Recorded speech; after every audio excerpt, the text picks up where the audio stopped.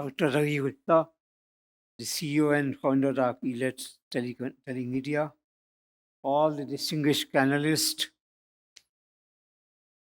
the participants, and the industry which is having presence in big number and startup. A very good morning to all of you. Let me first thank Elets for inviting me.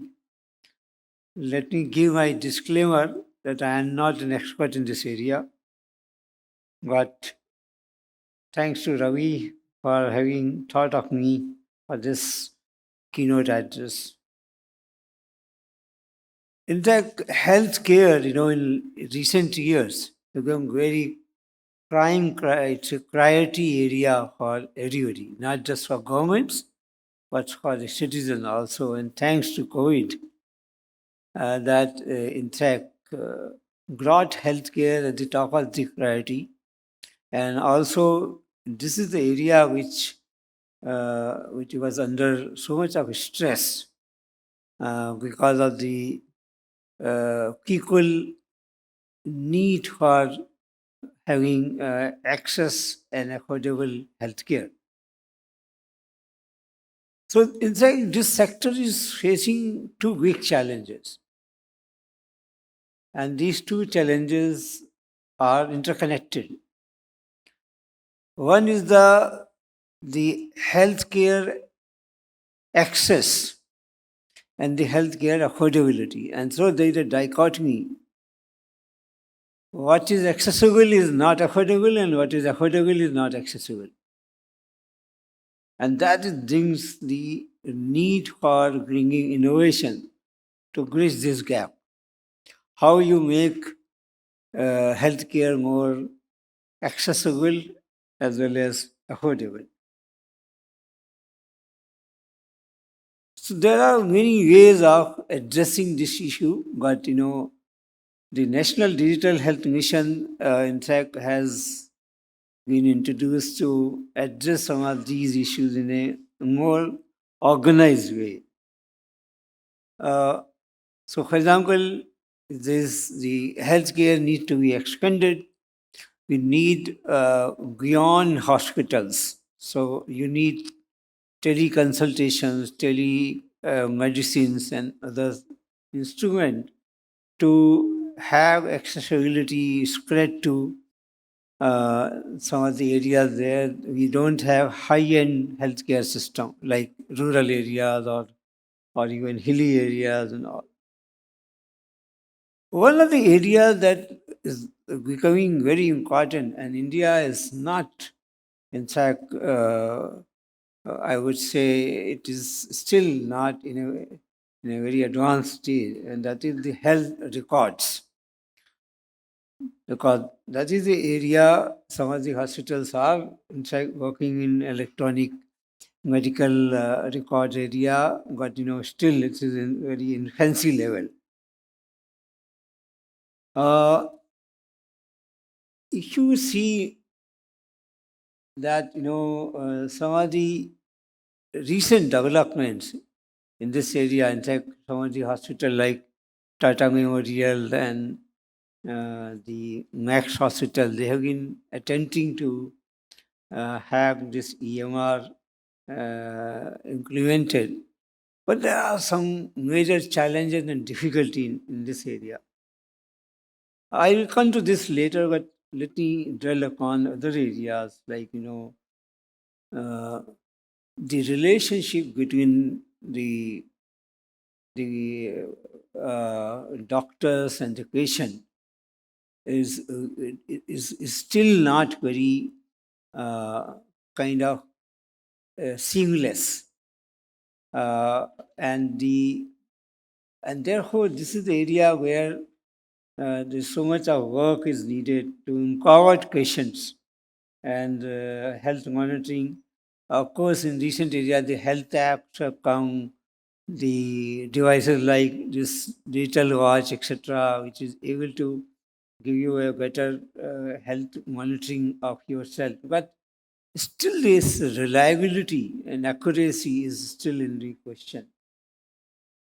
Uh, One very good development that has taken place, and again thanks to COVID, that a large number of startups have come in recent years. In last few years, as of now, we have something like, if you see, we are close to uh, about a lakh startup in the country, and out of that, 12,000 startups are working in tech area, and out of that, 8,000 are in the healthcare system.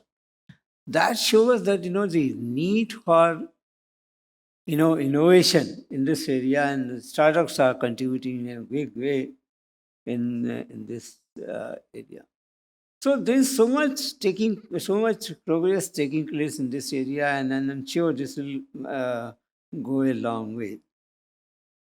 Now uh, the EMR issue is becoming critical because of several reasons. First of all, there's a recent report of McKinsey. I think I'm sure many of you must have read. It said that uh, that the healthcare sector is well behind the other sector for use of innovation, and there are barriers to these innovations. Uh, and just one example, I can say that if you want to have a detailed record of the patient, you need to really work to interact with the patient. But normally in healthcare, the patient come with emergency situations. And so, that famous movie Munna Bhai MBBS, is there, I mean, if patient is coming in emergency situation, why do you need the patient to fill the form, fill that? But it is required to to create history of patient, and to work in future, and also to create history for technology to intervene. And that is the challenge that this EMR is actually facing. And if you again, this is another challenge that if you spend more time with the patient, you will have less time available for rest of the patient. So the time per patient is going to increase. And that is another challenge that, in the most of the hospital, they are under so much of stress because there is a long queue. And so India is a special case where you do not have much time available for diagnosis and for investigating. So, and if you have more time spent for each patient, you need more doctors, you need more physicians, you need more hospital, you need more system, and also it becomes more expensive because there is a cost attached to to these things. And that is the challenges. And in fact, I was working on, on the climate change and impact on health, and I've been to many hospitals, and I found that the medical data are in scanty because there is no time for medical practitioners to have this data recorded and stored, and they don't have manpower to do that. So therefore, all these will be a big challenge. But we need technological disruptions to be introduced in this thing, and then all the work that is across the globe, people are now working on the records of patient data, so that is a big issue that is coming. I'm not going to more detail because I know it is an area of concern for all of you. But one thing I must say that the digital disruption tools, that is the AI, ML, blockchain, robotics, and all, are going to be helpful in a big way in creating, using these records and creating, helping healthcare in a big way. Uh, so, in fact, there are countries which are developed AI-enabled devices, sorry, analytic tools, and they are in fact they're getting so much upgrade. So, for example, this is again a common thing in India that I go to a doctor and I don't carry any history of myself. So, it I go as a standalone patient, and this is happening not for the poor people, even very well educated people, they don't go to doctor with history. Now, if you have a national data repository with AI enabled tools, you can easily access the data. You don't have to carry anything, it can be accessed by the physician, and you get into the history of the person immediately. But all that needs lot of work on the healthcare institutions. Similarly, there are other platforms. In fact, there's some one case study I read for Saudi Arabia that they work in one case study of it in a hospital.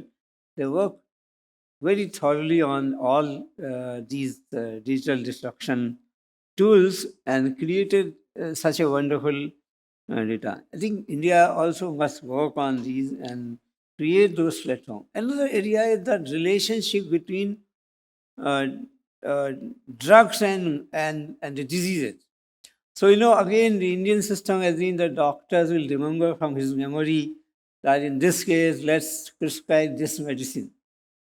But the innovation in medicine that is coming up, and the new discovery that is being done is the physician is not aware of those things. It's not updated. Uh, so, these are some of the areas that, our AI ML can work in a big way. I think even the blockchain can help patient medical history recorded and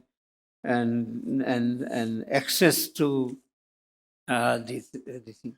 I think I would not go into detail because there's not much time. I'll just tell you one more area that has recently been, you must have all heard that India has launched a national quantum mission, and so quantum technologies are going to help healthcare in a very big way, especially in the area of sensors.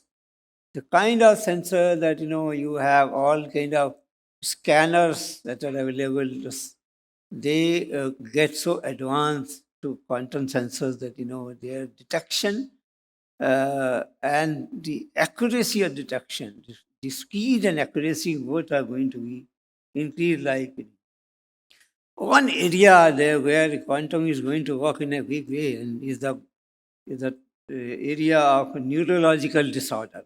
In fact, there is a recent report saying that this is going to be the leading cause of death in time to come.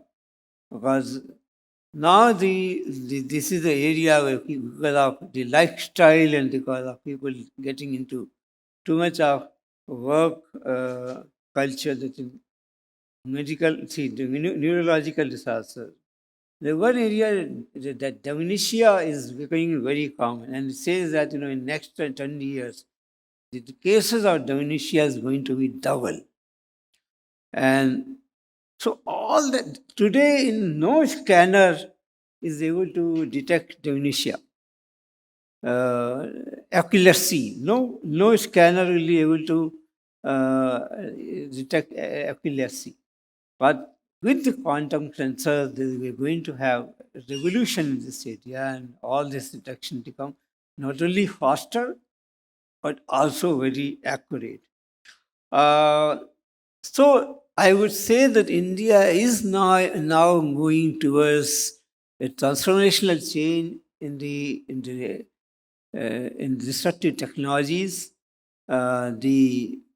The other mission which we are leading in DST is the National Mission for Interdisciplinary Cyber Physical System. Cyber physical system is going to work in a big way for the healthcare. So I see in next few years, I mean not very much into the future, next 2-3 years itself, the big change in the healthcare system going to be. I'm sure the healthcare startups are going to work with government and academia to bring these innovation to the market and to the common man. There is a need for government, academia, research institution, and industry to work together to make these innovation uh, brought to the ground level. I think end here. Thank you once again. I thank uh, the organizer for having it. Thank you very much.